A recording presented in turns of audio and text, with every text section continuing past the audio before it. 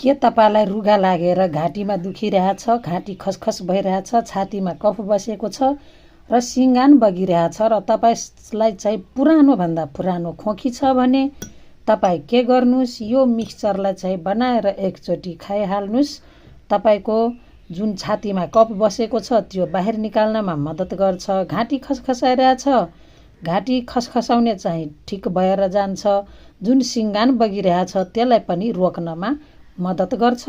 यो बनाउनमा एकदमै सजिलो छ र जुन यसमा मैले सामग्रीहरू मिलाएकी छु यो सबै हाम्रै घरमा चाहिँ भान्साकोठामा एभाइलेबल छ, जसको प्रयोगबाट चाहिँ हामी यो समस्याहरूबाट चाहिँ छुटकारा पाउन सक्नुहुन्छ।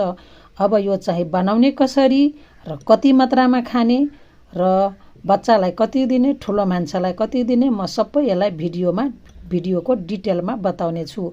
अब लागौ बनाउनेतिर है त।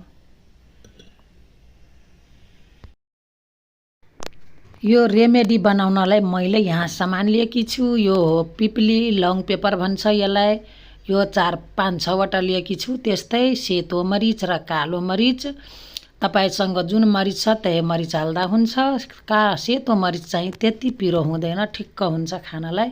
त्यस्तै मैले फुलवाला लौङ लिएकी छु 15-20 वटा र यो सबैलाई चाहिँ अलिकता रोस्ट गर्ने कराहीमा। यसको मोइस्चराइजर कच्चापन चाहिँ जानसम्म, अनि यसले चाहिँ त्यो अलिकता रोस्ट गर्दा टेस्ट पनि आउँछ अनि मिठो पनि हुन्छ र पिँध्नलाई सजिलो हुन्छ। अब मैले यहाँ मिक्सचरमा हालेर पिदिसकेँ र यसलाई चाहिँ एउटा बाउलमा चाहिँ झिकेर यो चाहिँ हेर्नुहोस् त, न धेरै खस्रो न धेरै मसिनो हुनुपर्छ पाउडर। र यसमा चाहिँ म लोकल मह हाल्दैछु।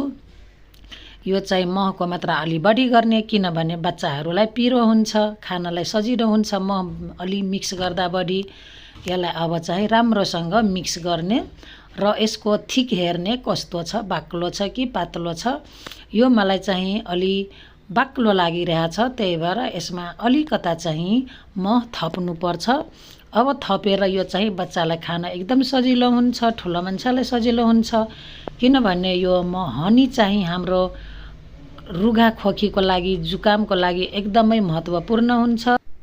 ठुलो मान्छे चाहिँ 1 चम्चा खाने र सानो मान्छेलाई चाहिँ 1/4 चम्मच दिने र 1 वर्ष मुनिको बच्चालाई चाहिँ मह खुवाउनु हुँदैन र यो खाइसकेपछि पानी चाहिँ खानु हुँदैन। कम्तीमा आधी घन्टा अरू खाना चाहिँ खानेकुरा र पानी चाहिँ मेन पानी चाहिँ खानु हुँदैन। त्यसपछि आधी घन्टापछि खाने। तपाईको जुन जति शरीरमा कफ प्रवृत्ति समस्या छ त्यो समस्याहरू सबै हटेर जान्छ। र यो भिडियोलाई चाहिँ सकेसम्म धेरै शेयर गरिदिनु होला, लाइक गरिदिनु होला। यस्तै भिडियो हेर्नलाई सब्स्क्राइब गरी बेल आइकनमा थिची अलमा प्रेस गरिदिनु होला।